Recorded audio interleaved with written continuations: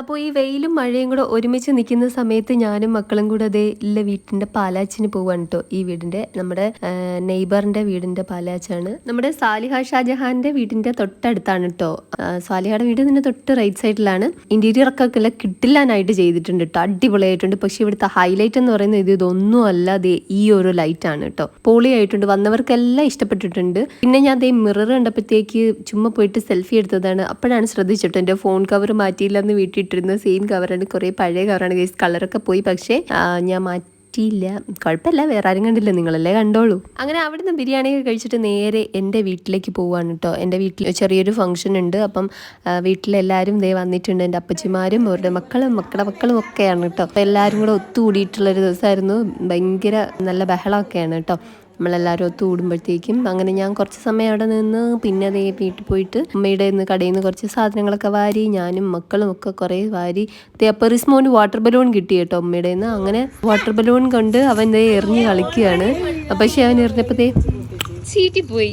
പിന്നെ അതെ ആ കാണുന്ന കേട്ടോ ഞാൻ +2 വരെ പഠിച്ചിട്ടുള്ള സ്കൂള്. +2 വരെ എനിക്ക് വീടിൻ്റെ തൊട്ടടുത്ത് തന്നെയായിരുന്നു പഠിക്കാനുള്ളത്.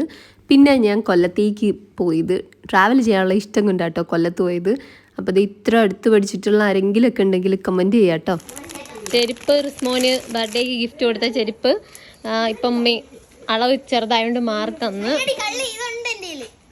നമ്മുടെ കള്ളി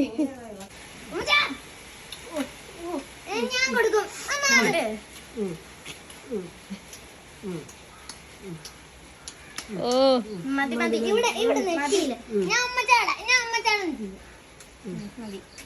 രണ്ടുപേർക്ക് ഒരേപോലെ കൊടുക്കണം.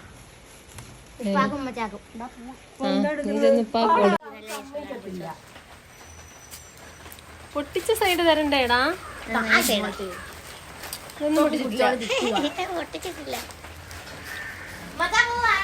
മുറിച്ചിട്ടൊന്നും കണ്ടില്ലേ നീ? ഇത് മുറിച്ച്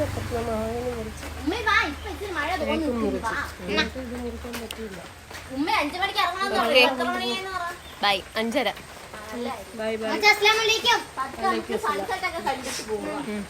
അതെ അതെ സൺസെറ്റ് ഒക്കെ കണ്ടിട്ട് നമുക്കിപ്പോ നല്ല തണുപ്പ് ചെയ്യും.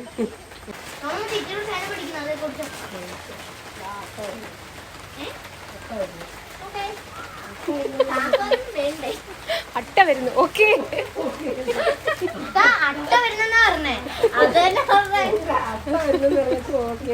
ഓക്കെ എന്റെ മോക്ക എന്തും ഓക്കെയാണ്.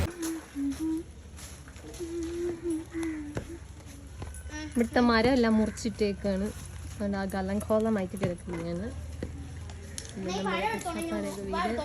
അങ്ങനെ അവിടുന്ന് യാത്ര പറഞ്ഞ് ഇറങ്ങിയിട്ട് നേരെ പുനലൂരേക്ക് വന്നിട്ട് ദേ ഷോപ്പിലേക്ക് കയറിയിട്ടുണ്ട്. കുറച്ച് സാധനങ്ങൾ വാങ്ങാണ്ടായിരുന്നു. അങ്ങനെ ആവശ്യമുള്ള സാധനങ്ങളൊക്കെ എടുത്തിട്ട് നമ്മൾ തിരിച്ചിറങ്ങാൻ വന്നപ്പോഴത്തേക്ക് ഇതുണ്ട് ഹിബ കണ്ടതാണ് കേട്ടോ. കറിയൊക്കെ കൊണ്ടുപോകാൻ വേണ്ടിയിട്ടുള്ള ടിന്ന്. അത് നല്ലൊരു ഷേപ്പിൽ കുറച്ച് വലുപ്പത്തിലുണ്ടായിരുന്നു. അപ്പോൾ ഹിബ അത് എടുത്തതാണ്. ഹിബാക്ക് ഓൾറെഡി ഞാൻ പുതിയത് വാങ്ങിച്ചിട്ടുണ്ടായിരുന്നു, പക്ഷെ അത് ഇതുവരെ അൺബോക്സ് ചെയ്തിട്ടില്ല. അവൾക്ക് ഇഷ്ടമുള്ളപ്പോൾ അൺബോക്സ് ചെയ്തിട്ടെന്ന് ഞാൻ വിചാരിച്ചു.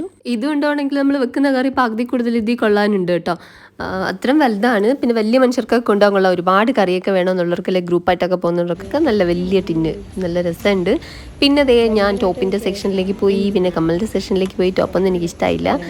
കമ്മൽ നോക്കിയിട്ട് എടുത്ത് കേട്ടോ. കമ്മൽ എനിക്ക് നല്ല ഇഷ്ടപ്പെട്ടിട്ടുണ്ടായിരുന്നു. പിന്നെ അത് കഴിഞ്ഞിട്ട് സാധനങ്ങൾക്കൊക്കെ ബില്ലൊക്കെ അടിച്ച് ഞങ്ങളിതേ പുറത്തേക്ക് ഇറങ്ങി കുറ്റാക്കുറ്റിട്ട് ഇനിയിപ്പോൾ നേരെ വീട്ടിലേക്ക് പോകാം കേട്ടോ.